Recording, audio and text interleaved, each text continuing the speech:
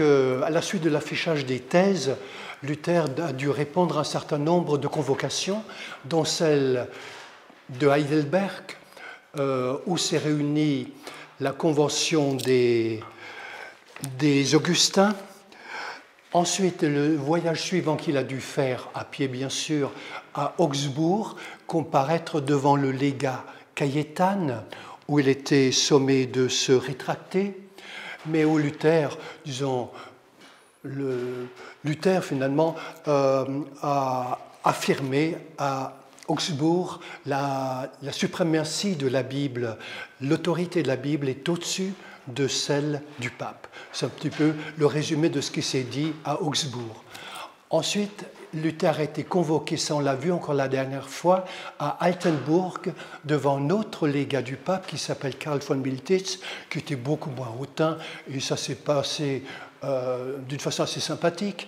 Et pour résumer, là aussi, Luther a promis à Miltitz, désormais je me tairai, à condition que les autres se taisent aussi, mes adversaires.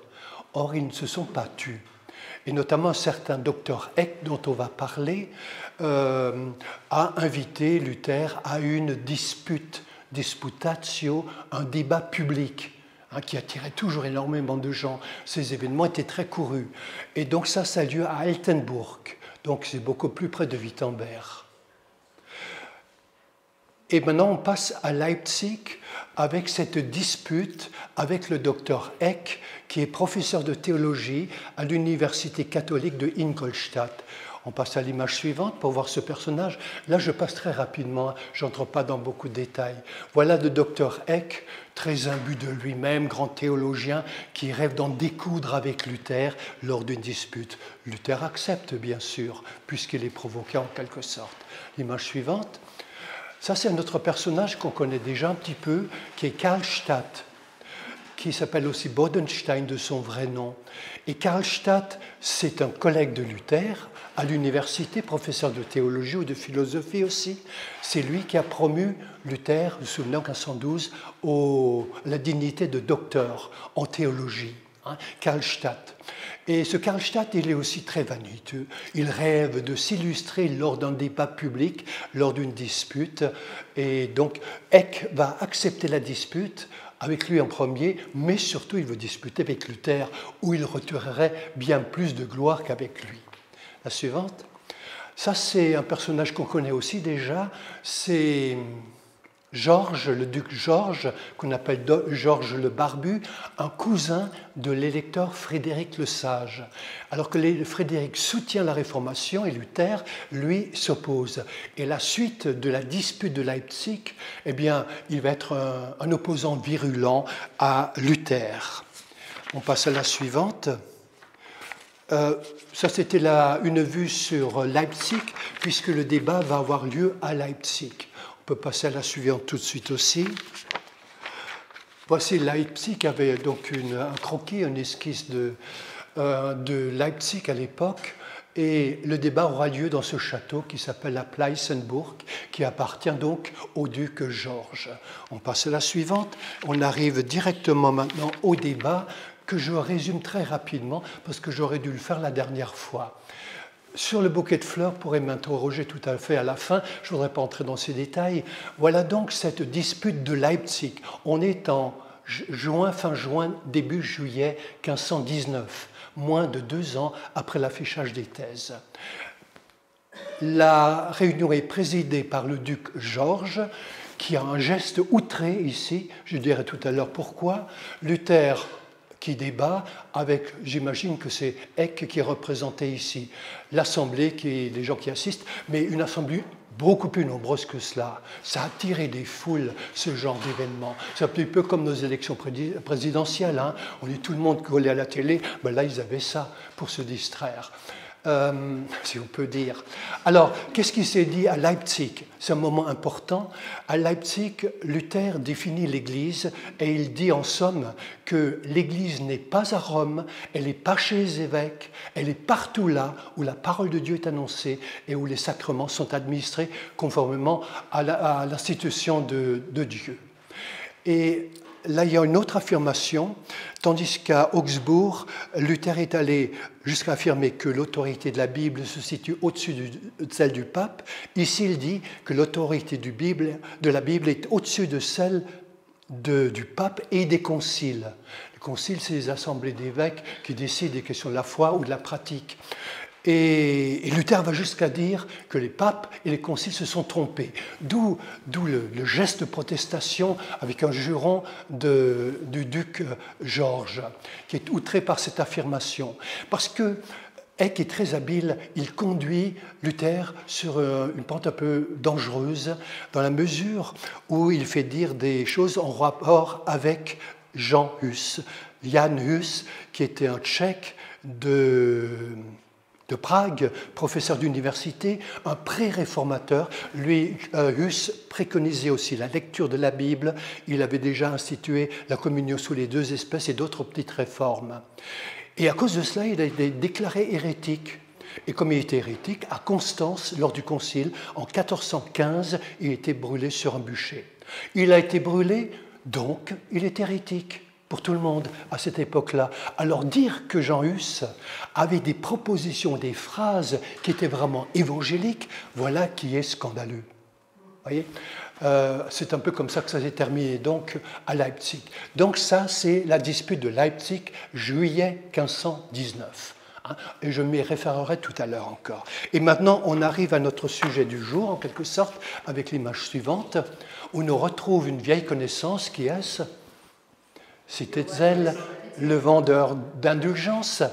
On est en juillet 1510. On est en juillet 1519. Là, on est en août 1519. Donc, 2 mois après, notre ami, si on peut dire, Tetzel meurt. Il meurt à Leipzig également, dans le couvent des Dominicains où s'est réfugié. Parce que figurez-vous qu'on lui met toute l'affaire sur le dos. C'est lui le responsable de toute l'affaire en Allemagne. Sa hiérarchie le lâche. Et le juge le condamne. Et le pauvre, il est brisé, il va mourir. De tristesse, sans doute. Qui c'est qui va le consoler? Luther, qui lui écrit pour parler de la grâce et qui lui dit, entre autres, que ne vous tourmentez pas, ce n'est pas vous qui êtes cause dans cette affaire. L'enfant, toutes ces histoires, a un bien autre père que vous. Est-ce que c'est pas ça, aimer ses ennemis? Lui qui voulait le faire brûler Luther sur un bûcher. Voilà, Tetzel terminé. La suivante. Alors là, on se retrouve à Rome avec le pape Léon X, qu'on a déjà rencontré. Le pape, à Rome, de sombres nuages continuent de s'amonceler contre Luther.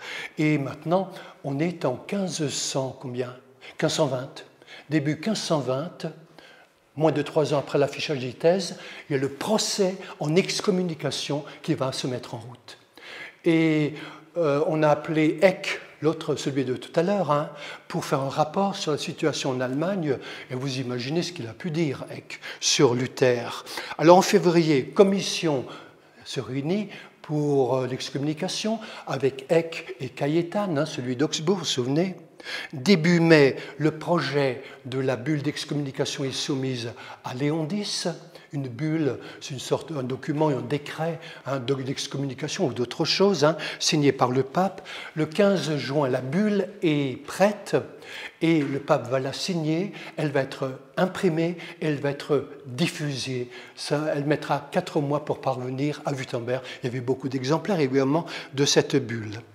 Bulle d'excommunication, ça il faut bien le savoir, ce n'est pour l'instant qu'une menace d'excommunication et Luther a encore 60 jours pour se rétracter. La suivante, voici cette bulle d'excommunication avec donc une copie qui existe encore maintenant, donc une bulle contre les erreurs de Martin Luther. Alors il y a un texte à l'intérieur qui recense quelques 41 erreur ou hérésie de Luther. Et ça concerne ce qu'il a pu dire sur la pénitence, sur l'autorité du pape. Il faut s'imaginer un petit peu. Même le fait d'affirmer, comme l'a fait Luther, que brûler des hérétiques est contraire à la volonté du Saint-Esprit est condamnable, est condamné dans cette bulle. Et encore, les pires hérésies, si on peut dire, de Luther, elles ne sont pas encore là-dedans, parce que Luther va écrire en 1520, la même année, plusieurs livres où il y aurait de quoi relever des hérésies pour l'Église catholique. Là, elles ne figurent pas encore. La suivante. Le texte de la bulle, chaque bulle porte un nom, et ce sont les premiers mots latins du texte. Je ne gêne pas là pour... Ici, les premiers mots latins, c'est « exurge et domine ». « Lève-toi, Seigneur ». C'est pathétique. On a presque envie de pleurer quand on lit ça. Ils se sont inspirés du psaume 80 pour leur bulle. Je vous lis une partie du texte. « Lève-toi, Seigneur, souviens-toi de la honte dont les insensés t'accablent. Les renards sont entrés dans la vigne que tu avais plantée. Le sanglier de la forêt la ronge. » Oh là là là là, le sanglier, c'est Luther. Alors, ce qui est piquant dans l'affaire, c'est que le pape, justement, il aime bien la chasse au sanglier. Et il se trouve justement au sud de Rome, à Maliana, dans sa résidence d'été, en train de chasser le sanglier quand on lui demande de signer la bulle. La suivante. Alors, en 1520, l'année 1520 est très importante. 1520, on est maintenant en été, en août. Et cette année-là, Luther publie 3 grands écrits. Et de cela, vous pouvez en retenir les noms. C'est d'abord, je les lis en allemand, vous avez la traduction en bas, hein, An den Adel, den christlichen Adel deutscher Nation, hein, c'est ici, puis von der babylonischen Gefangenschaft, captivité babylonienne, et puis de la liberté chrétienne. 3 grands écrits. Et là, il faut dire qu'avec la traduction de la Bible, avec les 2 catéchismes que Luther a écrits, ces écrits font partie des écrits les plus importants qu'il a produits. Il faut dire également que l'année 1520 peut être donc considérée non seulement comme un sommet en matière de production littéraire, mais cette année s'inscrit dans la période un peu plus large qui va de Leipzig tout à l'heure à Worms, où Luther comparait devant l'empereur.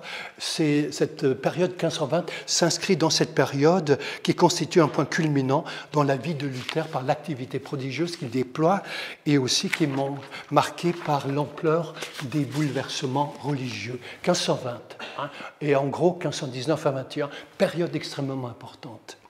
Ensuite, le premier de ces écrits, la noblesse chrétienne. Alors, pourquoi la noblesse chrétienne? La noblesse, ce sont d'abord des laïcs, et c'est d'abord adressé aussi à l'empereur, Charles Quint.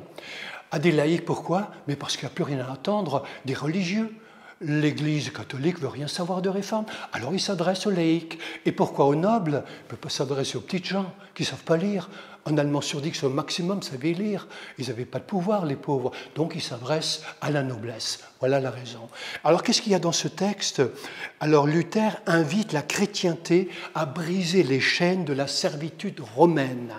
Parce que Rome a édifié une triple barrière pour empêcher toute réforme. Le pape dit premièrement que l'autorité spirituelle, qui est la sienne, est au-dessus de toutes les autres, des autorités temporelles. Deuxièmement, le pape dit que personne ne peut interpréter la Bible en dehors de lui. Et troisièmement, il dit personne ne peut convoquer un concile en dehors de lui. Donc vous voyez, tout est verrouillé, pas de réforme possible. Alors qu'est-ce qu'il y a dans cet écrit encore? Tous les abus et les erreurs sont dénoncés. Luther parle par exemple aussi du scandaleux trafic pour extorquer l'argent, le faste scandaleux à la cour de Rome, et surtout il reprend des arguments des gravamina. Je crois que j'ai déjà prononcé le mot, il faut que je vous en parle parce que c'est important. Les gravamina, c'est un mot latin qui veut dire au pluriel les griefs. Et depuis pas mal de temps, eh bien, de hauts prélats, des princes et des villes libres, on était à formuler un certain nombre de griefs contre la curie romaine et contre le pape. Donc il y en a qui rouspétaient déjà. Et on en avait fait une liste qu'on remettait temporairement à l'empereur ou à la diète. Et certains pensent que même sans ces gravamina, donc sans cette protestation qui est dans le peuple, peut-être même que la Réformation n'aurait pas réussi. Mais il y avait ces griefs déjà dans le peuple. C'est les gravamina et que Luther reprend dans cet ouvrage-là. principalement. Il y a aussi le mensonge de la donation de Constantin. Ça, je peux vous en parler à la fin parce que je voudrais avancer et pas entrer dans les détails. Le livre suivant, qui est donc de la captivité babylonienne, une référence à Israël qui a été déporté en captivité au 6e, 5e siècle avant Jésus-Christ. Là, Luther dit que la chrétienté et les sacrements sont prisonniers, captifs de la papauté. Et dans cet ouvrage, il passe en revue les 7 sacrements de l'Église catholique. Vous pouvez me les citer, les 2 premiers qui sont ceux de la Bible, baptême, Sainte Seine, puis la pénitence, 4e, le mariage, confirmation, qu'encore ? Ordination. Est-ce qu'on en a 7 ? Ben sinon, tant pis. Donc Luther, évidemment, il retient ceux qui sont bibliques, à savoir le baptême et la Sainte Seine. Sur le baptême, il n'y a pas beaucoup de choses à dire. Par contre, la Sainte Seine, il veut qu'on administre la Sainte Seine sous les 2 espèces, avec la coupe, et d'autre part, il combat l'affirmation comme quoi l'Eucharistie, donc la Sainte Seine, serait un sacrifice, ce qui est complètement faux. Jésus parle de « ceci est donné et répandu en rémission de vos péchés ». Donc il corrige ces notions qui sont fausses. La suivante, qui est le 3e écrit de la... Comment s'appelle celui-là ?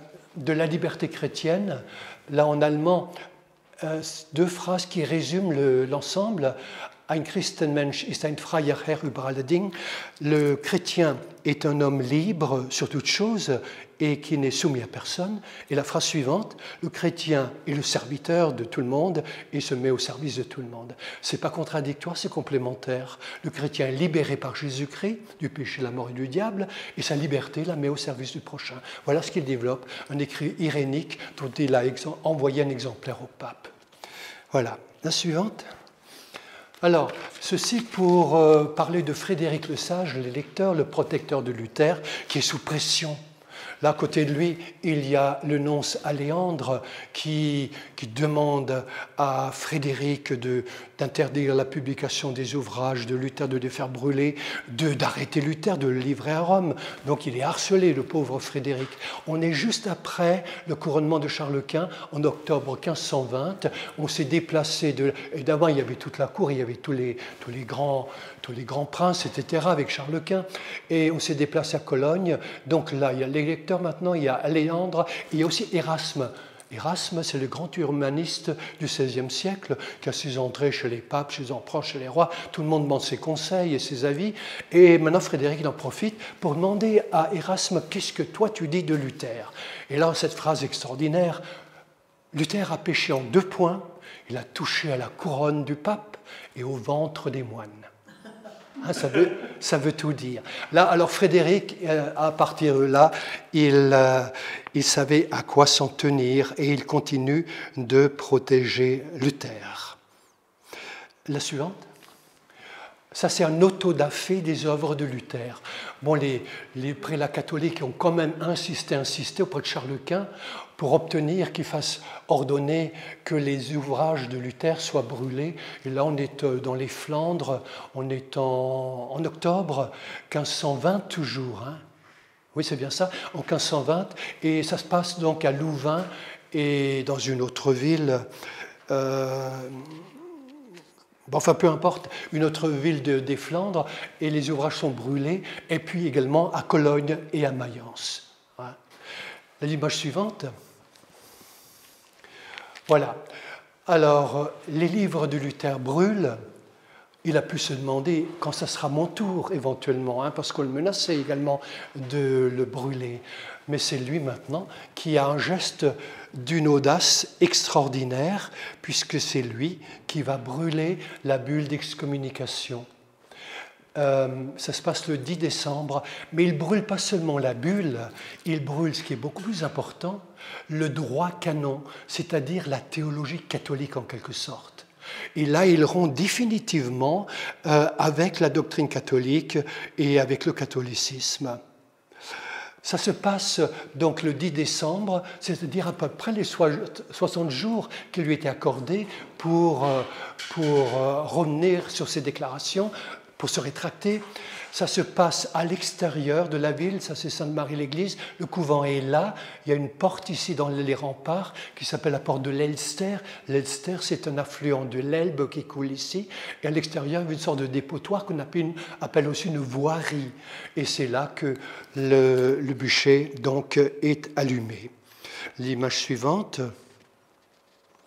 quand Luther jette la bulle au feu, il l'a accompagné de ce commentaire, paraît-il, « Parce que tu as attristé le Saint de Dieu, que le feu éternel te dévore. » Luther ne voulait pas en faire un spectacle de tout cela, mais c'était un symbole pour montrer qu'il n'était pas impressionné par l'excommunication du pape.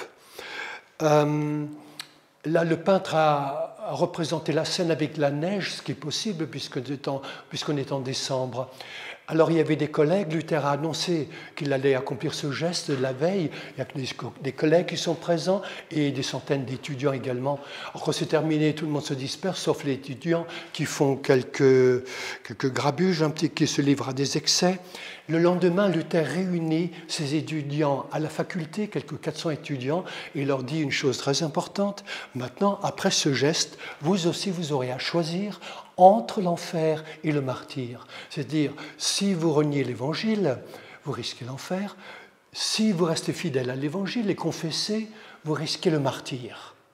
Un martyr du côté catholique. Et de fait, les premiers martyrs, on les verra dans 2 ans, en juillet, à Bruxelles, devant l'hôtel de ville.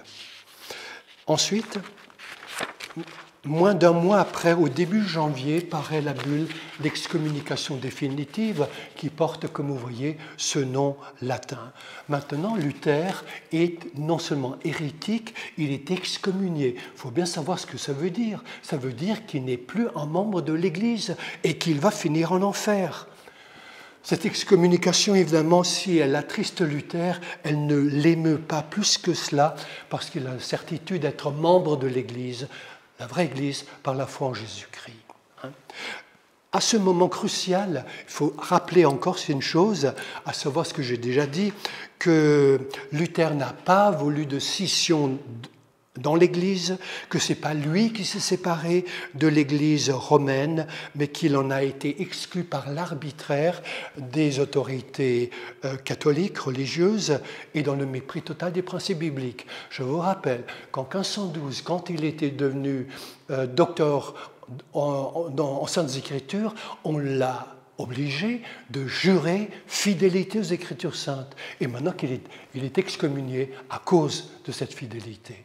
Quand même extraordinaire. Suivante.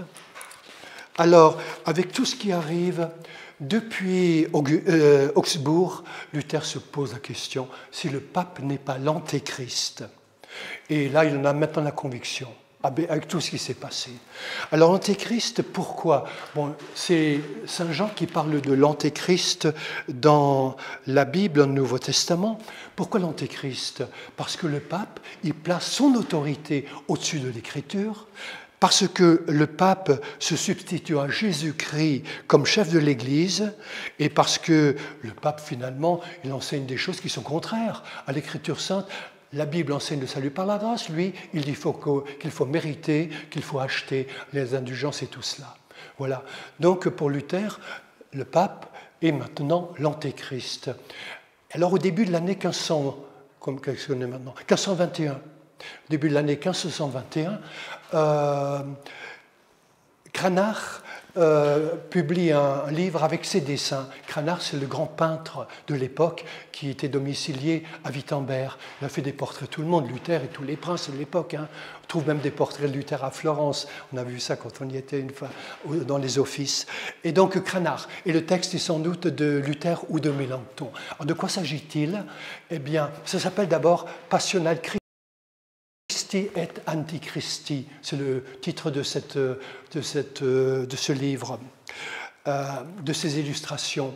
Et d'un côté, vous avez Jésus-Christ, et de l'autre côté, à droite, vous avez le pape, et les deux sont opposés. Ici, vous avez Jésus dans le temple de Jérusalem qui chasse les vendeurs parce qu'il trafique, vous vous souvenez, avec l'argent, vend des animaux, il trafique, échange la monnaie, les pièces, l'argent. Et de l'autre côté, c'est le pape qui lui ramasse l'argent. Juste au contraire, l'image suivante, où il y a une opposition entre Jésus-Christ qui est couronné d'épines et le pape qui est couronné d'une tiare qui est en argent précieux avec des pierres précieuses. Et ainsi, vous avez 13 paires d'images de ce genre-là avec l'opposition Jésus-Christ et le pape. Évidemment, je n'ai pas tout mis parce qu'on passerait l'après-midi à cela. La suivante. Voilà. Maintenant, le dernier des grands voyages à cette époque-là va mener Luther à Worms. Et c'est le voyage de tous les dangers. Si celui d'Augsbourg était déjà dangereux, celui-là le sera bien plus. Pourquoi?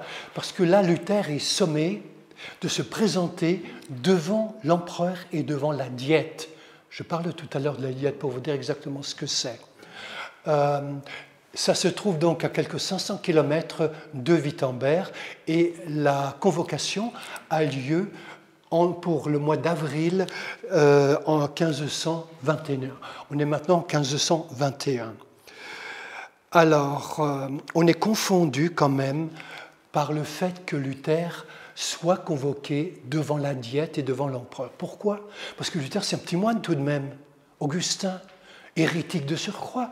Et voilà qu'on l'invite à se présenter devant les instances politiques les plus importantes de l'époque. Ça, c'est quand même quelque chose d'incroyable.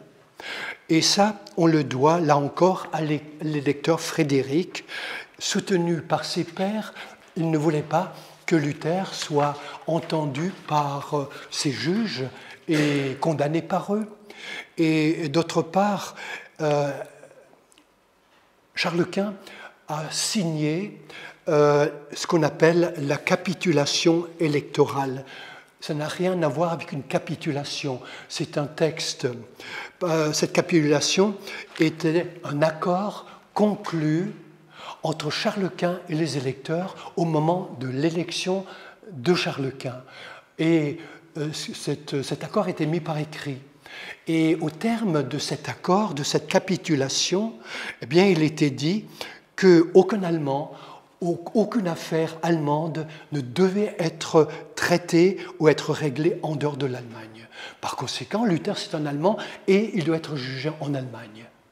Et alors, Charles Quint, après plusieurs revirements, parce qu'il a été travaillé évidemment par le légat du pape, il a fini par accepter. Et c'est ainsi que Luther va finir par arriver à Worms. Donc, comparution à très haut risque, mais pour Luther, quel que soit le danger, quelle tribune pour pouvoir encore une fois témoigner de l'Évangile. Worms. Alors, qu'est-ce que c'est que ces diètes d'empire? Eh bien, ce sont des assemblées générales du Saint-Empire romain germanique, dont vous verrez tout à l'heure encore une carte. Et cette assemblée générale s'occupe des affaires de l'Église administrative, la politique étrangère et toutes sortes d'affaires, bien sûr. La diète comporte, elle se réunit à différents endroits parce qu'il n'y a pas encore de capitale en Allemagne. Worms, Nuremberg, Augsbourg, par exemple, aussi en 1530.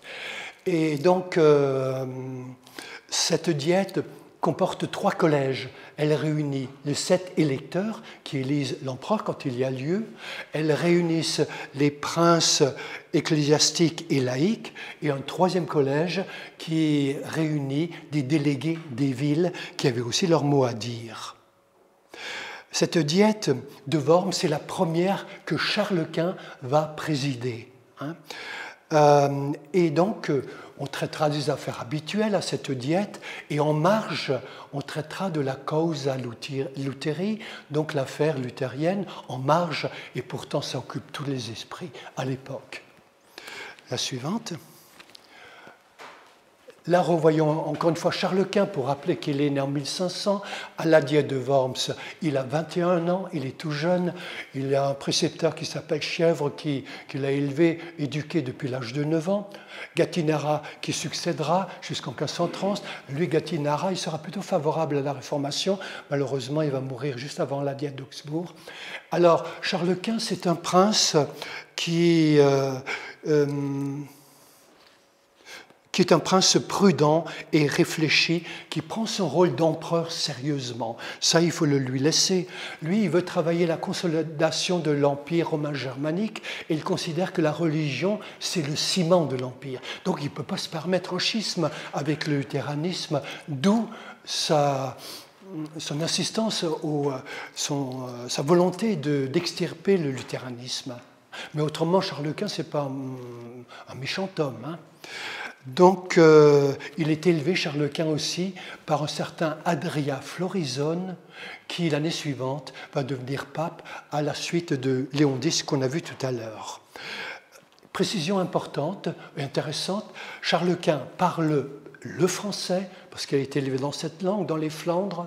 Il a appris l'espagnol les 2 ans qu'il était justement en Espagne. Il ne sait pratiquement pas l'allemand, et il sait un peu le latin. C'est important parce que quand Luther fera son discours devant la Diète, il ne comprend pas tout. Il a compris un peu le latin. Alors, le Saint-Empire romain germanique, c'est ça. Oui. Parle fort, s'il te plaît. Oui, pardon. C'était aussi le petit-fils de Charles le Téméraire. Donc, ceci explique aussi qu'il parlait le français. Il faut que quelqu'un me dise. Mais excuse, c'est pas ta faute, excuse-moi, mais j'ai des problèmes. C'était le petit-fils aussi de Charles le Téméraire. Ah oui, mais c'est avant, c'est 2 générations avant, je crois, ou 3 même. Ouais. Voilà. Alors, le Saint-Empire romain germanique, voilà, ça, les frontières ont varié. Mais bon, c'est l'Allemagne, c'est la Bohême, c'est l'Autriche, c'est les Pays-Bas, c'est la Franche-Comté, c'est le Milanais. Et bien sûr, Charles Quint, à ce moment-là, héritait de l'Espagne, du royaume de Naples et de Sicile, et bien sûr des Indes, comme on disait à l'époque. Découvert par Christophe Colomb, 1492. Ça remonte à un certain nombre d'années déjà. Voilà, on peut passer à la suivante. Voilà, donc Luther, il est convoqué à Worms. Il reçoit une citation de Charles. Vous voyez qu'il y a marqué Carolus en bas. Et ce qui est assez drôle, comment Charles s'adresse à Luther en ces termes: honorable, cher et pieux. Alors que Luther est excommunié à ce moment-là. Il reçoit aussi un sauf-conduit qui lui garantit la sécurité jusqu'à Worms et le retour. Et c'est le héros impérial Caspar Sturm qui apporte ces documents, qui se rend à Wittenberg, et c'est lui qui va accompagner le petit groupe qui se rendra à Worms avec Luther. Il est très sympathique vis-à-vis de Luther, celui-là. Ensuite, alors on sait très exactement le parcours que Luther a emprunté. Alors il est accompagné de ce qu'on appelle un sotius itinerarius, un compagnon de voyage, un moine qui s'appelle ici Petzensteiner, également de son ami de toute la vie, Nicolas von Amsdorff, et un étudiant danois à partir de Erfurt, Justus Jonas, qui sera également un collaborateur et qui tient à accompagner Luther pour le soutenir dans cette épreuve. Et à l'arrivée, il y a déjà un professeur de Wittenberg, qui est professeur de droit et qui sera une sorte d'avocat auprès de Luther lorsqu'il paraîtra devant la Diète. Alors on va partir le 2 avril pour arriver le 16 parce qu'il doit être entendu, Luther, à partir du 17. On va voyager dans une carriole qui est bâchée et qui est mise à disposition par la municipalité. Alors, l'image suivante. Alors, quelques petits épisodes en cours de route. À Leipzig, Luther a droit à un vin d'honneur. Quand il arrive à Naumbourg, il y a un prêtre qui lui montre un portrait de Savonarola, qui est un moine dominicain qui a été brûlé il n'y a pas longtemps, 1498, on est en 1521 maintenant, et donc un moine qui a été brûlé. Bon, alors Luther, c'est peut-être pas très encourageant. Je ne sais pas pourquoi il a montré ce portrait, pour l'encourager. Enfin bref, à Weimar, il y a partout des affiches qui interdisent la lecture des ouvrages de Luther. Donc c'est fait pour l'intimider également. À Erfurt, par contre, alors là, il est reçu en grande pompe par l'université avec quelques 40 cavaliers qui viennent à sa rencontre. Erfurt, vous le savez, c'est là qu'il était à l'université, c'est là qu'il était au couvent.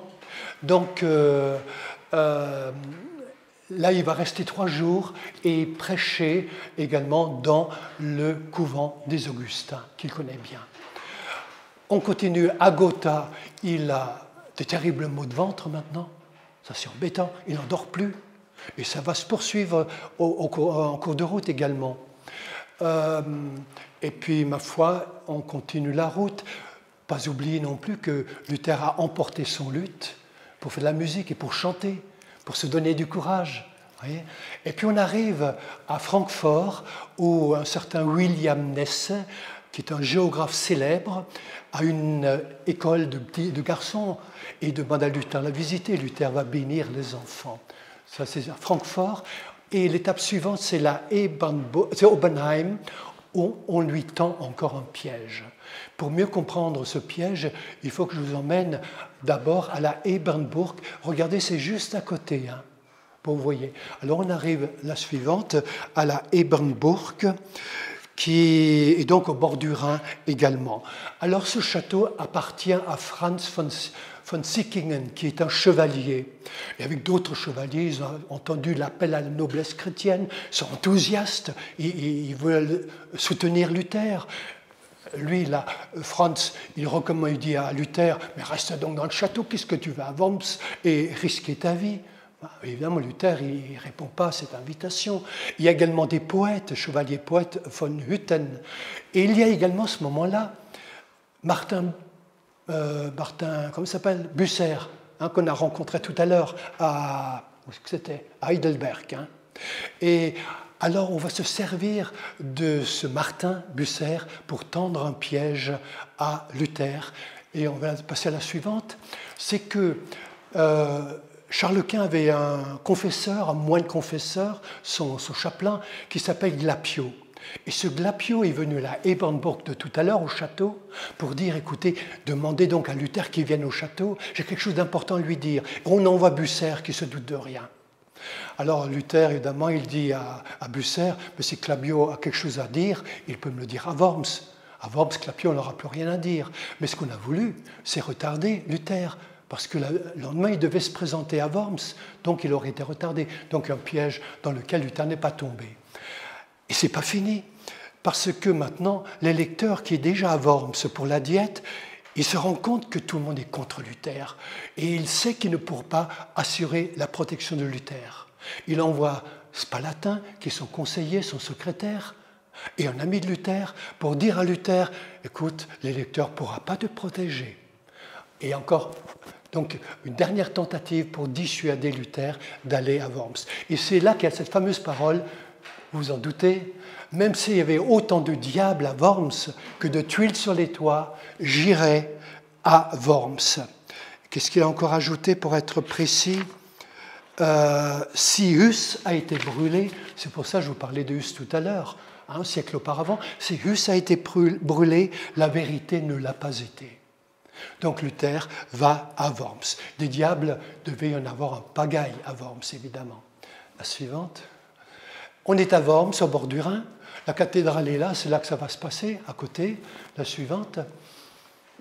Où l'on a, j'ai trouvé une peinture là récemment seulement, de l'entrée de Luther à Worms sur sa carriole. Ce qu'on ne voit pas, c'est qu'il est également escorté par des chevaliers qui l'escortent jusqu'à la résidence où il va séjourner, à Worms, qui est la résidence qui appartient au chevalier de Saint-Jean. 2000 personnes au moins se pressent dans les rues pour voir Luther, et son arrivée fait l'effet d'une bombe. Le peintre a représenté ici Charles Quint, qui voit l'accueil réservé à Luther. Lui n'avait pas un tel accueil quand il est arrivé. Et sans doute aussi le légat Aléandre. Quand Luther est arrivé, son arrivée a été annoncée du haut de la cathédrale au son de la trompette. Donc vous imaginez un petit peu les choses. Voilà donc Luther prêt à comparaître, à rappeler que rien n'aura pu le dissuader de se rendre à cette convocation, ni les conseils timorés de ses amis à Wittenberg, ni les menaces de ses ennemis, ni les affiches intimidantes à Leipzig, ni le problème de santé, ni le piège de Glapio, ni la mise en garde de dernière minute de Spalatin. Luther y va, même s'il doit mourir. Voilà. La suivante. Alors voilà, avant de parler de l'image elle-même, Luther, quand il arrive, est-ce qu'il va maintenant mourir d'inquiétude en attendant? Mais certainement pas. Il va visiter un malade pour lui donner la Sainte Seine. Il reçoit un flot ininterrompu de visiteurs, parmi lesquels beaucoup de nobles, de chevaliers justement. Alors le rendez-vous est fixé au lendemain, 4 heures donc de l'après-midi, et il sera entendu dans la résidence de Charles Quint. On appelle ça un palais, ce n'était pas vraiment un palais, mais une demeure certainement digne de l'empereur, qu'on appelle en allemand die Kaiserpfalz. Kaiser l'empereur, Pfalz, c'est la même racine que palais. Donc dans le palais impérial, disons quand même. Et ce palais impérial, il n'existe plus aujourd'hui. J'ai retrouvé une maquette. On ne peut pas monter un petit peu l'image? Bon, enfin bref, vous me croirez sur parole. En bas, il y a une petite partie qui montre là où il y avait le palais et qui se trouvait à la place de la pelouse aujourd'hui. Et on a posé une plaque où il y a justement marqué que c'est là que Luther a dû se présenter devant l'empereur et devant la Diète. Donc, ce palais devait se trouver à peu près ici. Alors, mercredi 17 avril, Luther est conduit à ce palais, et là, il doit attendre pendant 2 heures, jusqu'à 6 heures. Il est encouragé par ses amis qui le soutiennent. Il y a aussi un certain Georges von Frundsberg, qui est capitaine des Lansquenets, donc des soldats allemands de l'armée de Charles Quint. Et ce Georges tape sur l'épaule de Luther en lui disant « Petit moine, tu vas avoir affronté une bataille telle qu'aucun de nous, capitaine, n'a jamais eu à endurer. Si tu es sûr de ton affaire, poursuis au nom de Dieu et ne crains pas, Dieu ne t'abandonnera pas. » Cette parole n'est pas tout à fait attestée. Par contre, on sait que von Frundsberg, ce général, ce capitaine, était sympathisant luthérien. Donc, c'est une belle petite histoire ici. La suivante. Alors, 6 heures de l'après-midi, Luther est introduit dans la salle où il fait une chaleur étouffante. Charles Quint, à côté de lui, son frère Ferdinand, est-ce lui, je ne sais pas, le légat du pape est là également, 6 électeurs, je ne sais pas où est le 7e, ensuite des princes, des comtes, des margraves, les archevêques, des évêques, tout ce que vous voulez, également des ambassadeurs de France, également le futur Christian III, roi du Danemark, donc une très noble assemblée, quelques 200 personnes au total. Alors il y a également un certain Johann von der Ecken, qu'il ne faut pas confondre avec le Jean Eck de tout à l'heure, de la dispute, vous vous souvenez, qui va être le porte-parole de l'empereur. Von Ecken, c'est ce qu'on appelle un official, une sorte de juge ecclésiastique qui va donc être le porte-parole. Et ce qu'il demande à Luther en premier, vous connaissez certainement ces questions-là, reconnais-tu être l'auteur de ces livres qui sont là sur la table, il y en a une vingtaine? Et deuxième question, es-tu prêt à te rétracter? Alors Schurf, je vous disais tout à l'heure, le juriste qui assiste Luther, demande à Luther de vérifier que les livres sont effectivement de lui. Luther constate que oui. Mais par contre, il demande un délai de réflexion jusqu'au lendemain avant de répondre à l'autre question concernant la rétractation. Lors de cette première comparution, Luther a paru intimidé. Il a déçu. Ce n'est pas le héros qu'on attendait. Il parle d'une voix faible, mais ça se comprend, devant une assemblée aussi haute de l'Empire. Et puis, il ne savait même pas ce qu'on allait lui demander exactement. Mais il en sera différemment le lendemain. Luther retourne à l'hôtellerie et comme d'habitude, il va prier. Il passe une partie de la nuit en prière. On en connaît un petit peu les termes. Et une prière poignante et pathétique qui traduit l'intensité de sa lutte intérieure. Suivante. Une autre image, mais c'est la même assemblée, c'est la même heure, ce sont les mêmes questions. C'est une autre salle par contre, plus grande, et encore tout le monde n'a-t-il pas trouvé une place assise, même pas certains nobles. Et de nouveau, on lui pose les mêmes questions. Et alors Luther développe cette fois-ci, d'une voix assurée, forte, sa réponse, qui tient à peu près en 10 minutes. Il répond de mémoire, il a préparé son texte, il n'a pas le droit de l'utiliser, mais de mémoire, il répond. J'ai écrit 3 sortes de livres. Le premier groupe, ce sont des ouvrages d'édification.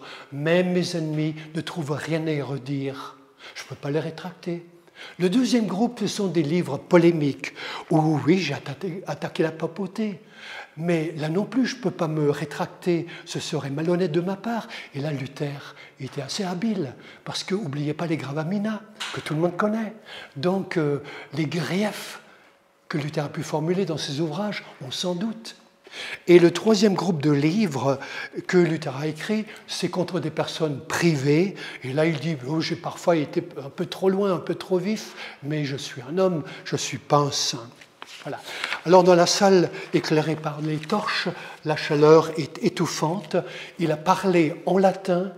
On lui demande s'il a les forces de répéter en allemand.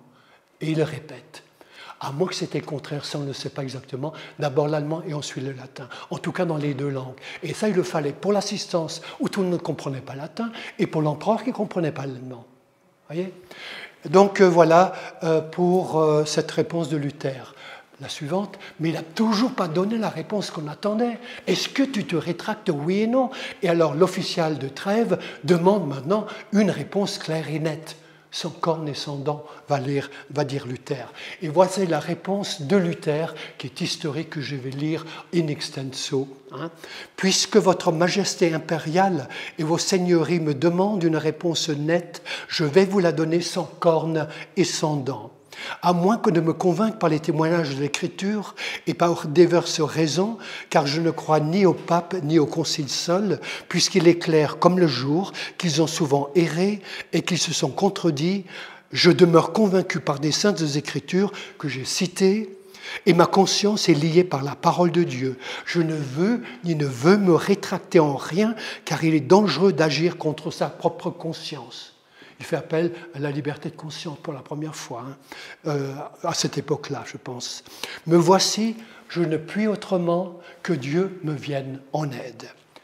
La réponse a surpris, elle a fait sensation, puis la séance a été levée après encore quelques minutes d'échange et Luther a été autorisé à quitter la salle dans un grand tumulte. Ses amis sont contents de ce qu'ils en soient sortis comme ça, et de retour à l'hôtellerie, lève les bras en disant « Ich bin hindurch », je suis passé à travers, je suis passé à travers. Un prince catholique lui fait apporter une chope de bière de Einbeck. Excellente bière à l'époque. Ensuite, alors les jours vont passer, Luther attend dans sa chambre, dans sa résidence, il reçoit à nouveau un tas de gens qui veulent lui parler, et il reçoit aussi la visite de l'archevêque de Trèves, Richard von Greifenglau, qui est un homme très conciliant. On essaie encore une fois d'amener Luther à se rétracter. Ça se passe bien ces entretiens, mais on n'aboutit quand même pas.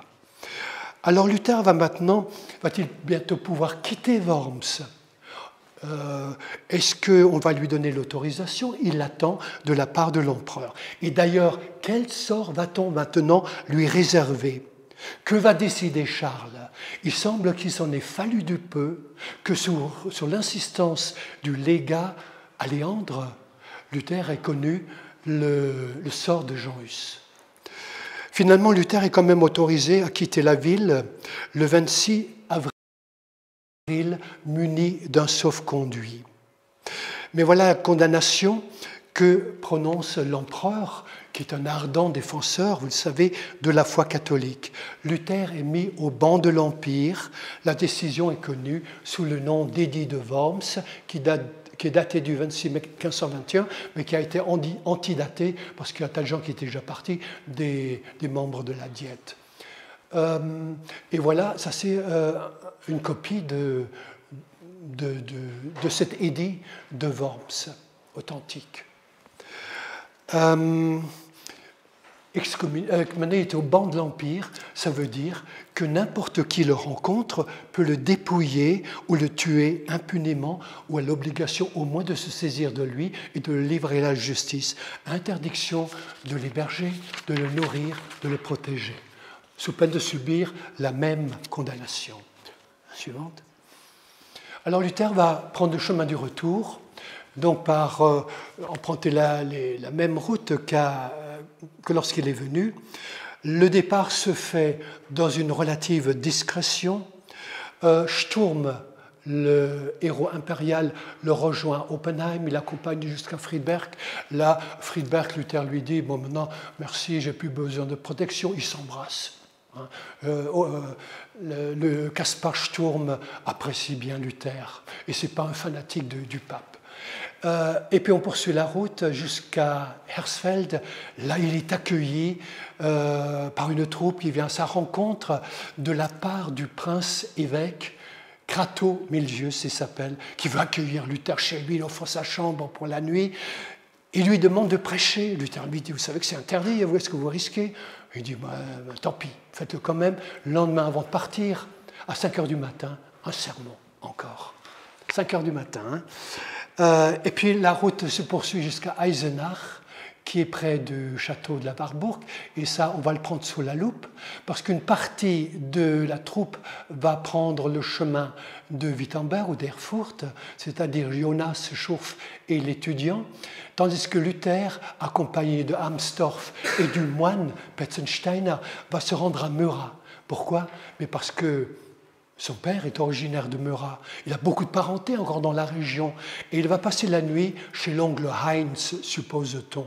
Le lendemain, avant de partir, il réunit le village sur la place du village, donc, sous le tilleul, et fait encore un sermon. Et puis on monte dans la carriole et on continue pour retourner à Wittenberg. Donc on prend la route de Gotha, en fait, et arrivé près du château de Aldenstein, brusquement, où est la personne à qui je parlais, brusquement, enlèvement de Luther par des chevaliers qui sortent de la forêt.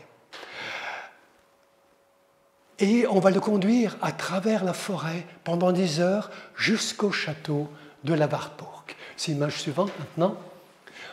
Voilà donc cet enlèvement qu'a représenté le peintre. Le charretier molesté par les chevaliers. Le moine prend ses jambes au cou. Amsdorff, lui, fait semblant d'avoir peur. Et Luther est enlevé du chariot. On l'emmène. Et ma foi, ça va, il y aura une cavalcade à travers la forêt. Donc Luther est enlevé, et enlevé, c'est un pseudo-enlèvement qui a été commandité par le prince électeur, qui toutefois ne voulait rien savoir des modalités pratiques de l'opération et pas savoir non plus où Luther serait relégué, dans quel château, pour pouvoir dire, si on l'interrogeait, je ne sais pas ce que Luther est devenu, il ne voulait pas mentir. Ça, c'est le prince électeur, donc, qui a commandité l'opération, et une fois de plus, Frédéric le Sage a sauvé Luther, et avec Luther, la Réformation. On continue. Après une chevauchée de plusieurs heures, à travers la forêt, vers minuit, on arrive au château où Luther est accueilli par le commandant Hans von Berlepsch, qui lui souhaite la bienvenue. Et là, Luther va demeurer maintenant incognito pendant 10 mois. On peut passer à l'image suivante. Alors, la silhouette de la Warburg devait être familière à Luther, puisqu'il était à Eisenach comme étudiant, à un moment donné, pendant 3 ans. Donc, il connaissait un petit peu le château. Il est maintenant pensionnaire au château, ou comme il plaît à se dire, prisonnier dans l'île de Patmos, référence à l'évangéliste Jean qui était prisonnier sur l'île grecque de Patmos. Il parle aussi de la région des airs, de la région des oiseaux, où il a été relégué. La nouvelle de sa disparition, vous imaginez, a fait l'effet d'une bombe. Qu'est-ce qui est arrivé à Luther? On n'en sait pas. Est-ce qu'il a été emprisonné? Est-ce qu'il est tué? Est-ce qu'il est à l'étranger? Et même le célèbre peintre Albrecht Dürer est dans l'inquiétude. Lui, Dürer, qui était aussi un disciple de Luther. Suivante. Alors Luther, maintenant, doit rester incognito au château et il va devoir changer d'apparence. Primo, il ne faut plus de la tonsure, les cheveux doivent pousser, une barbe, une moustache, une chaîne d'or autour du cou, une épée sur le côté, et puis un costume de chevalier, bien entendu. Et il change aussi de nom. Il va s'appeler Junker Jörg, chevalier Georges. Voilà. La suivante. La Wartburg, donc le château, ça va être la vie de château, si on peut dire. Pas tellement pour Luther. Vous imaginez le changement, tout ce stress, cette tension avant, ces inquiétudes, et là maintenant le calme, la solitude, la tranquillité, ça le perturbe. Et Luther va vraiment avoir des moments de dépression, avoir des hallucinations, il croit voir le diable, craquement dans la nuit, dans cette vieille bâtisse évidemment, le vent qui souffle. Et là, de nouveau, des problèmes de santé qui s'en mêlent, l'insomnie, de nouveau, constipation. À un moment donné, il pensait partir à la Wartburg pour aller à Erfurt, voir des médecins. Il y avait la peste, justement, donc on l'a retenu. Puis c'était dangereux de quitter la Wartburg. Évidemment, problème digestif, ce n'est pas la maigre pitance du couvent. Elle en mange bien ici au château avec les chevaliers. Ensuite, alors Luther, pour être précis, il loge un petit peu à l'extérieur dans cet endroit-là. Au premier étage, il y a 2 petites pièces, l'une qui sert de bureau, enfin de séjour et de pièces pour travailler, et une autre pour dormir. Comment est-ce qu'il va occuper son temps maintenant? Dès que les cheveux ont repoussé, il va pouvoir se promener, manger des fraises, j'invente pas, il y a un biographe qui le dit, écouter les oiseaux. Il part aussi, il est invité à la chasse, mais il n'aime pas ça. Une fois, on raconte que Luther, il avait son manteau avec une manche, des manches assez larges, un lapin s'est réfugié dans la manche, et puis les chiens l'ont poursuivi, l'ont trouvé, l'ont quand même tué. Alors Luther, il voit une image, la pauvre Église qui est persécutée par ses ennemis. Voilà donc pour Luther à la chasse. Et puis il part aussi à cheval, mais toujours accompagné, parce que Luther est imprudent, il veut parler avec tout le monde. Quand il voit un livre, il veut le lire. Alors l'autre lui dit, attention, vous êtes un chevalier, ça ne marche pas ensemble de lire des livres quand on est chevalier. Suivante. Alors, l'activité principale, il dit qu'il est oisif. Mais il n'a jamais autant travaillé, enfin jamais, il travaille énormément. Il termine, par exemple, le Magnificat, qui est le cantique, il termine le commentaire sur le Magnificat, le cantique de Marie dans le début de l'évangile de Luc, vous vous souvenez? Ensuite, il commence ce qu'on appelle la postille, en allemand surtout, c'est un mot latin, mais qu'on utilise parfois aussi en français. C'est un recueil de sermons pour chaque dimanche, à l'intention des pasteurs qui n'ont pas de formation à l'époque, ou même des laïcs. Donc les sermons, il commence ici avec les sermons de l'Avent, tout à fait logiquement. Il terminera seulement dans 6 ans. Ensuite, il écrit aussi des lettres. Une lettre à Mélenchon. Mélenchon, seul à Wittenberg, il commence un petit peu à déprimer lui aussi au sujet de sa foi. Et c'est là, dans une de ses lettres, qu'on trouve cette fameuse phrase, ces 2 mots, « pecca fortiter », qui veut dire « pêche davantage, plus fortement ». Et ça causait scandale, cette phrase. Mais Luther ne voulait pas dire qu'il fallait pêcher davantage, mais puisqu'il ne ressent pas tellement la notion de la grâce, ressens-toi davantage pécheur pour mieux savoir ce que c'est la grâce de Dieu. Voyez, donc c'est ça le pecca fortiter, pêche davantage. Il n'a pas incité Mélenchon à pécher, bien évidemment. Ensuite, une lettre à Latomus, qui est un théologien de Louvain. Et dans cette lettre, on trouve aussi une formule latine qui est bien connue des théologiens, peut-être de vous aussi, où il dit que le chrétien est simul justus et peccator. Le chrétien est à la fois juste, couvert par la justice du Christ, et toutefois toujours pécheur, et jusqu'à la mort. C'est là-dedans qu'on le trouve, dans une de ses lettres. Et puis il écrit à Albrecht de Mayence, et là vraiment c'est le comble. Albrecht de Mayence, vous vous souvenez qui c'est, hein? Celui qui a organisé la vente des indulgences, qui est 2 fois ou 3 fois archevêque ou évêque, qui est cardinal, qui est le primat d'Allemagne. Eh bien voilà que ce Albrecht a recommencé avec la vente, pas d'indulgences, mais ouvert son marché avec les reliques de nouveau des indulgences. Luther est en colère.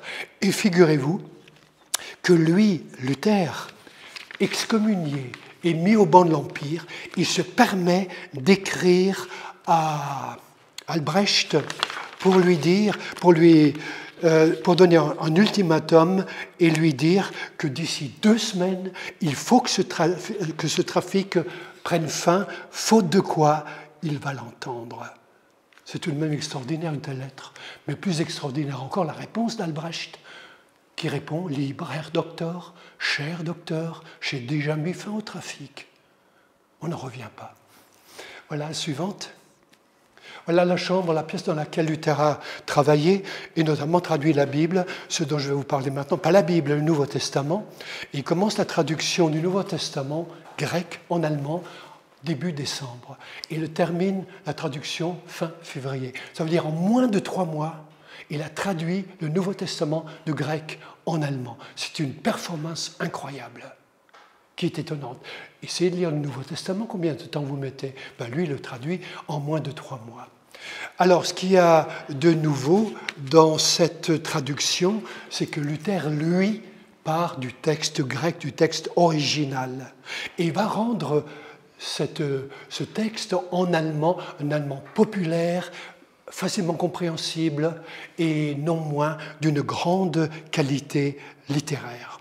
Ici, une parenthèse pour vous dire que la Bible a circulé à l'époque.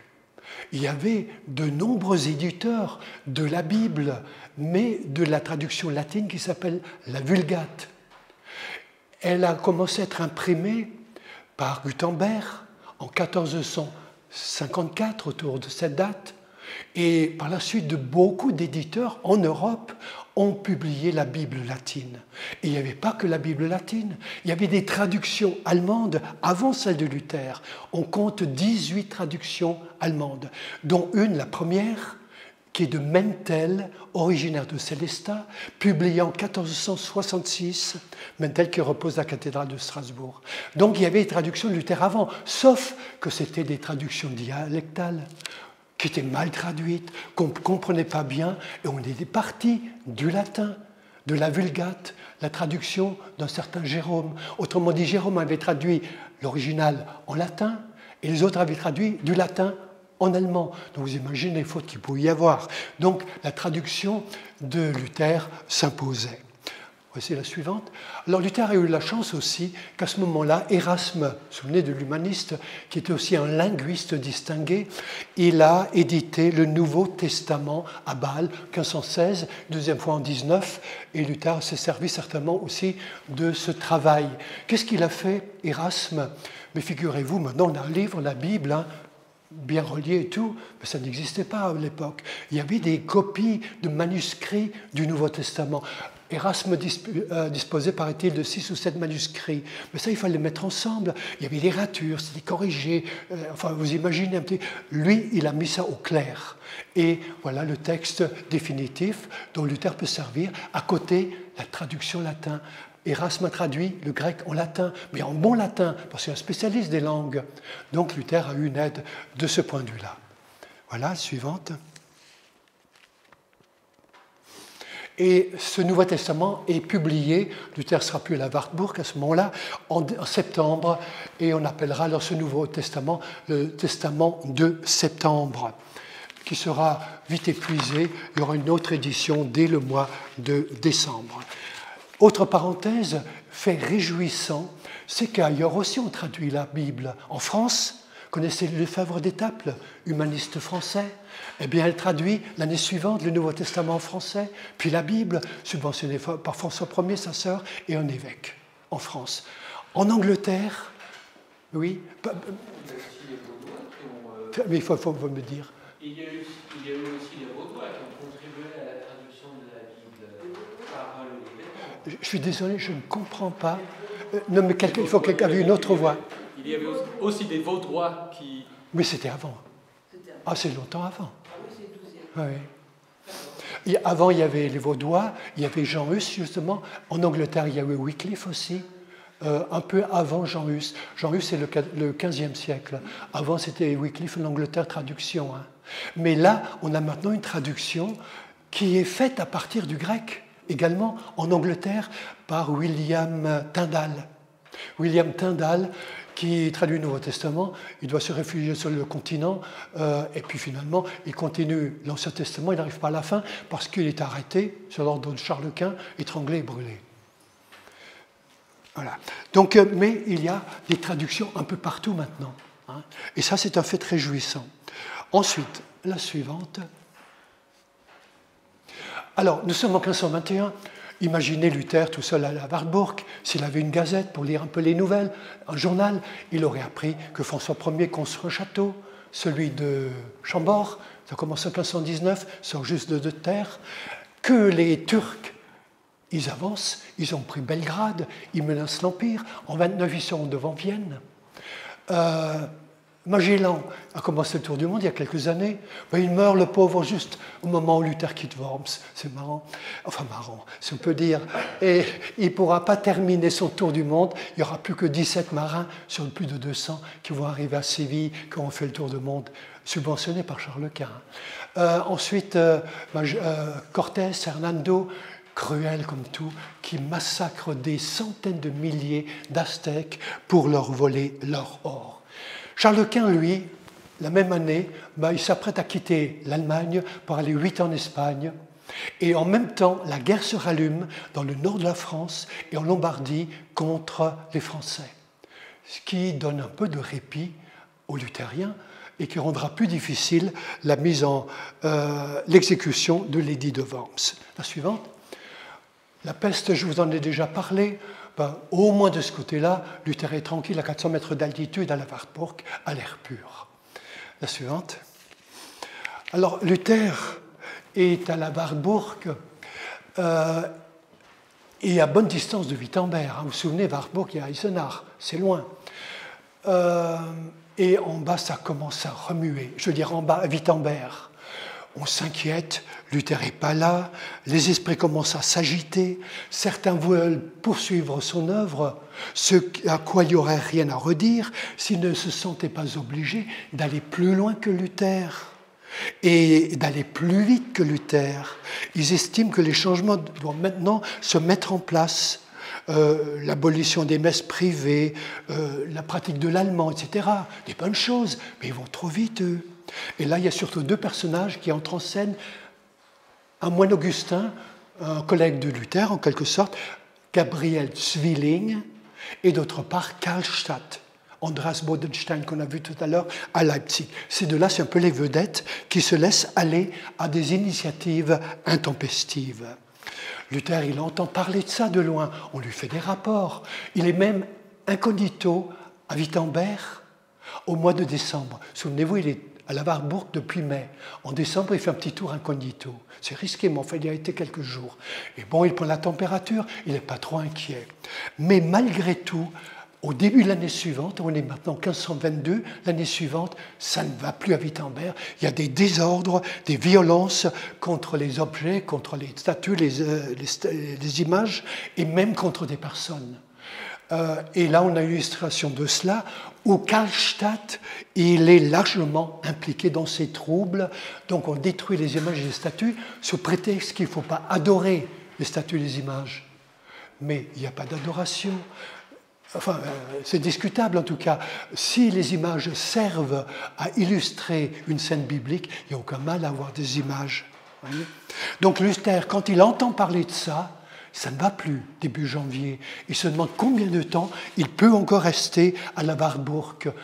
Les lecteurs veulent qu'il y reste, mais lui se pose des questions, parce que la Réformation commence à être en péril maintenant. Suivante. Alors marquons maintenant une petite pause, parce que là, la Wartburg, c'est un moment important. Il y a le avant et le après.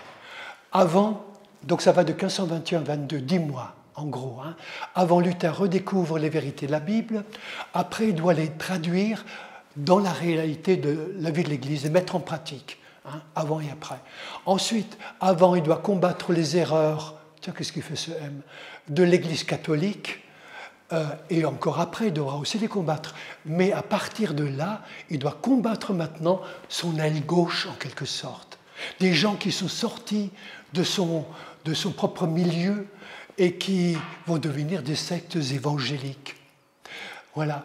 Donc, Wartburg est un tournant. Ensuite, alors pour résumer un petit peu les personnes qui s'opposeront à lui, il y aura d'abord, tu peux passer à la suivante, il y aura d'abord les catholiques, toujours, Albrecht de Mayence, qui n'est pas le pire d'ailleurs, les papes, les légats, quelques théologiens également, mais surtout maintenant, ce vont être des, faut-il dire des protestants, c'est des sectaires en réalité. Karlstadt, qui vraiment va dans les excès. Münzer, la même genre, mais pire que lui. Prophète de Zwickau, le Saint-Esprit leur tombe du ciel, plus besoin de Bible. Les anabaptistes de Münster, pareil, 10 ans plus tard, toute une ville sous leur coupe. C'est terrible le massacre qu'il y a eu là-dedans. Ensuite, des gens qui nient la Trinité, des gens qui ne veulent plus qu'on prêche la loi. Erasme, lui aussi, s'y met avec le libre arbitre, je vous en parlerai la prochaine fois, et Zwingli, il y a une rencontre avec lui en 1529 sur la question de la Sainte Seine. Voilà à quoi Luther va devoir s'occuper dans les prochains temps. Suivante. On est encore dans les temps. Alors Luther décide de partir. Fin février, ça ne va plus, et tout le monde aspire à ce qu'il revienne. Melanchthon, qui aurait dû remplacer Luther, il n'est pas de taille à faire face, il ne sait pas quoi faire. Les autres, pareil. L'électeur est complètement perdu lui aussi. Alors Luther décide de quitter la Wartburg, quitter son refuge, malgré tous les risques que ça représente pour lui. Alors, restez encore sur cette image. Bon, il y a quelques étapes. Vous voyez, il quitte le 1er mars, il arrive le 6. Il y a une étape à Jena, petite histoire à raconter là. Borna, retenez la localisation, au sud de Leipzig. Voilà, on va passer à la suivante. Maintenant, justement, se rendre à Jena. Luther a le sens de l'humour, il aime bien plaisanter. Et ça, ce trait de caractère, il faut aussi le souligner. Malgré tous les problèmes qu'il a, il arrive encore à faire des plaisanteries. Là, il est à l'auberge le soir pour manger, pour dormir. Il pleut dehors. Et voilà deux étudiants qui rentrent complètement trempés. Alors, Luther les invite à sa table, leur offre un verre de vin, leur offre le repas. Il dit, d'où est-ce que vous venez? Ah, de Saint-Gall en Suisse. Et où est-ce que vous allez? À Wittenberg. On aimerait bien voir Luther, on ne sait pas où il a passé. Il est devant eux. Et donc, la conversation de cette manière-là. Et à un moment donné, l'un des étudiants suisses voit un petit livre, c'est un psautier hébreu. L'autre, il s'intéresse, il prend le livre. Oh, tiens, l'hébreu pour un chevalier, c'est bizarre. Il a toujours son costume. Hein. Alors Luther lui dit, si vous voulez faire des études, si vous travaillez, vous arriverez à savoir l'hébreu et le grec. Il faut travailler à Wittenberg. Et avant de se coucher, Luther, avant de monter dans la chambre, il leur dit, écoutez, quand vous arrivez à Wittenberg, voulez-vous bien saluer de ma part Jérôme Schurf, le juriste qu'on a déjà rencontré. C'est un compatriote. Il est aussi de Saint-Gall en Suisse. Alors ils disent, oui, on veut bien, mais de la part de qui devons-nous le saluer?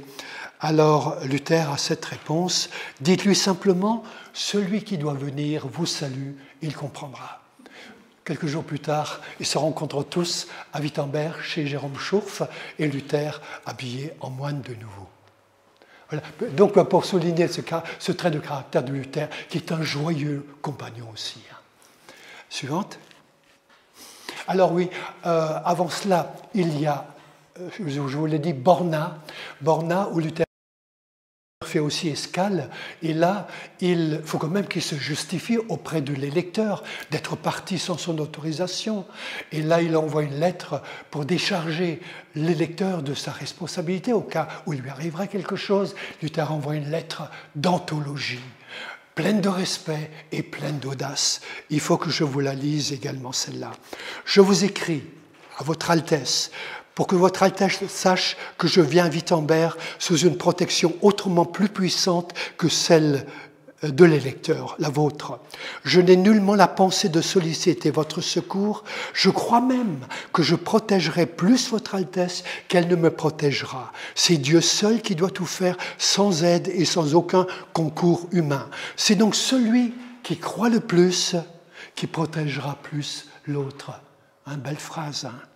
Or, comme je pressens que votre grâce est encore bien faible dans la foi, je ne puis croire qu'elle soit l'homme qui puisse me défendre ou me sauver. Il fallait le dire à son prince. Hein. Voilà. Alors on arrive à Wittenberg, on y reste encore un instant. Wittenberg. On peut passer l'image suivante, effectivement. Alors Luther maintenant est à Wittenberg. Ça remue de partout. Vous imaginez un peu les troubles. On casse, il n'y a plus de discipline, le pape a d'ordre. Luther, il doit ramener l'ordre et il va le faire. Et comment est-ce qu'il va le faire? Eh bien, Luther va le faire, et c'est l'une de ses plus belles réalisations que déjà ses contemporains n'ont pas manqué de relever par la seule force de ses prédications. Il arrive juste avant le dimanche Invocavit, un dimanche de Pâques. On est au mois de mars. Et de ce dimanche, pendant 8 jours, tous les jours, il va prêcher. Et par la seule force de ses prédications et son autorité morale, il va ramener un calme complet dans Wittenberg. Alors qu'est-ce qu'il dit dans ses sermons? Bien entendu, il dit les réformes que vous avez voulu faire, c'est bien, mais vous allez trop vite. Il ne faut pas confondre réformation et révolution. C'est pas pareil. Vouloir imposer par la contrainte des réformes, c'est du légalisme. Ça ne va pas.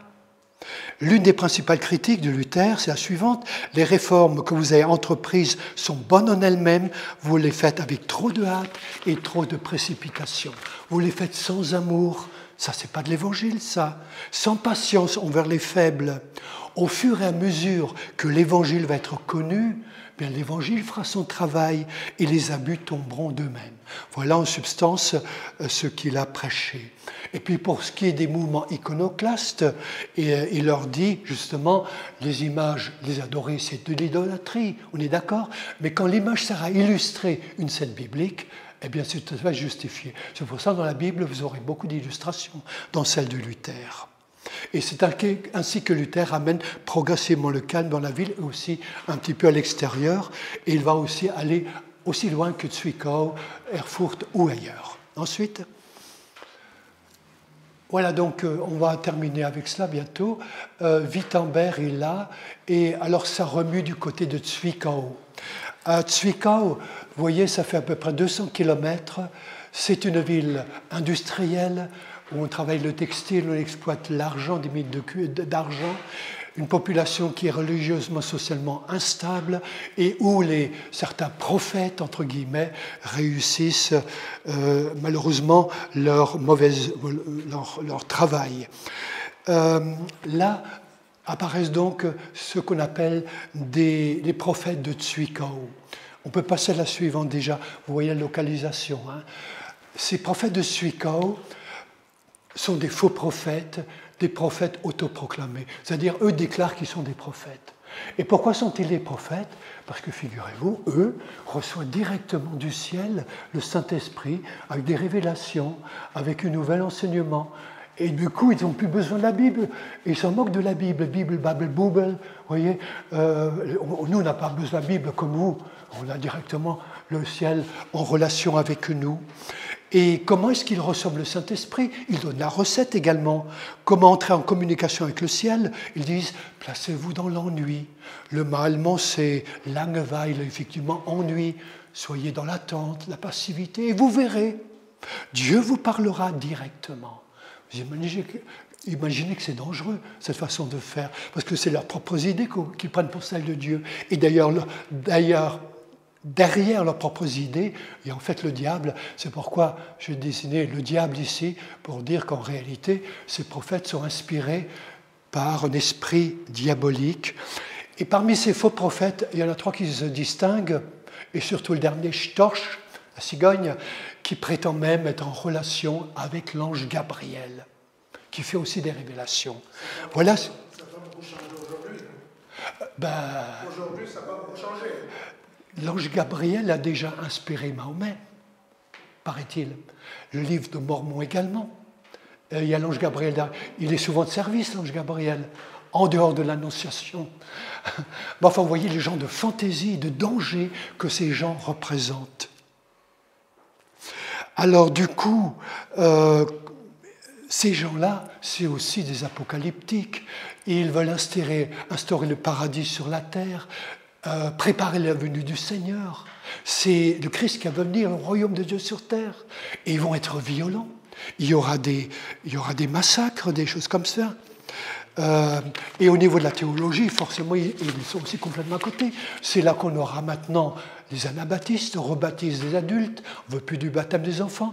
Il y aura la conception sacramentaire de la Sainte Seine, symbolique de la Sainte Seine. Donc un tas d'erreurs que ces gens-là inventent sous prétexte que le Saint-Esprit qui les inspire. Et alors on peut continuer parce que malheureusement Karlstadt, il est aussi là-dedans, et de plus en plus, lui aussi a des voix qui viennent du ciel, lui aussi, et surtout, il est dans le mouvement iconoclaste, mais c'est avec lui que vient en premier la contestation du baptême des enfants, la conception symbolique de la Sainte Seine, on le doit à lui, surtout. Et enfin, comme il recule devant rien, il prône aussi la polygamie, soi-disant qu'elle était bien pratiquée dans l'Ancien Testament. Il ne va pas aussi loin au niveau de la violence que d'autres, que les prophètes de Zwickau ou que le Münster, qu'on verra encore tout de suite, mais il va quand même très loin également. Et on peut aller à la suivante. Pour en finir avec lui, Luther essaie bien de le raisonner, il écoute parfois Luther, mais finalement il s'éloigne quand même de Luther et définitivement de la réformation luthérienne. Ben là, il y aurait des choses à dire, mais je n'entre plus dans les détails pour ne pas rallonger. Sauf que Karlstadt, il erre de ci, de là, il accuse partout Luther, se pose en victime de Luther, il finit par mourir en 41 à Bâle de la peste. Voilà pour Karlstadt, malheureusement. Ensuite, le suivant, et le dernier, c'est Münzer, un personnage excessivement dangereux et violent. Dangereux parce qu'il est violent, justement, aussi. C'est un esprit mystique, révolutionnaire, apocalyptique, qui ne sera égalé que par les anabaptistes de Münster dont j'ai parlé tout à l'heure. Münster, c'est une ville, Münzer, c'est le personnage. Alors lui, 2 mots sur lui, il a connu Luther à Leipzig lors de la dispute. Pourquoi je voulais en parler de la dispute? Il est devenu son disciple. Luther l'a envoyé à Zwickau, lui faisant confiance, mais là il est rentré en relation avec les prophètes de Zwickau et devenir leur chef et devenir pire qu'eux encore, parce que lui aussi a des illuminations intérieures qui le conduisent à des extrémités suicidaires pour lui et pour d'autres. Ensuite, la dernière image qui montre un peu le parcours de Münzer, qui était d'abord à Zwickau. Il en a été chassé à cause de ses appels à la violence. Il a erré du côté de Prague, il en est revenu. Il est revenu à Altstedt, où il a réussi à s'imposer dans cette ville qui se trouve juste en dessous de Eisleben, où Luther est né. Altstedt, où Münzer a tenu en juillet, je crois, oui, en juillet 1524, un sermon dont on a parlé par la suite, un sermon sur le passage de Daniel avec la statue avec la tête en or et les pieds en argile qu'une petite pierre a renversé. Alors lui, il a interprété ça ainsi: vous les pauvres, les croyants, vous allez renverser tous les impies, notamment les nobles, et s'il le faut par la violence. Donc il a carrément prêché la violence contre les impies. Il fallait les exterminer. Et ça, il a prêché ce sermon devant le frère de l'électeur, Jean, et devant le fils de Jean, Jean-Frédéric. Donc il s'est fait expulser assez rapidement d'ici. Il s'en est allé à Mühlhausen, où il est une sorte de roi, où il excite de nouveau les gens à piller les couvents, des choses comme ça. Que la violence. Et finalement, on arrive en 1525, c'est le temps de la guerre des paysans, où il rameute les paysans contre les princes, alors que là, à Frankenhausen aura lieu la dernière bataille. Les princes proposaient l'armistice, la paix aux paysans et la vie sauve s'ils se rendaient. Mais lui, Münzer, il va les exciter contre les princes. Il va y avoir une bataille. 8000 paysans, 6000 seront massacrés. Et ça, grâce à Münzer, je vous en parlerai la prochaine fois, lors de la guerre des paysans. Lui, par contre, il s'enfuit et il est rattrapé. On l'enferme dans une forteresse à Heldrungen. Il est déféré du côté de Mühlhausen, où il est torturé et décapité. Ainsi se termine cette triste histoire. J'aurais aimé vous parler du mariage de Luther, ça viendra la prochaine fois. Voilà. Alors Münzer, c'est un personnage excessivement dangereux, mais qui, du temps des communistes, était un héros, parce que c'était le prolétaire qui avait lutté contre les princes. Il a sa statue là-bas. Voilà. Donc ça, c'est combien de temps est-ce que j'ai mis? Je suis à peu près dans les temps. Hein. Voilà. J'aurais pu vous parler 2 fois plus longtemps sur chacun des points, mais bon, on ne peut pas entrer dans tous les détails. Hein.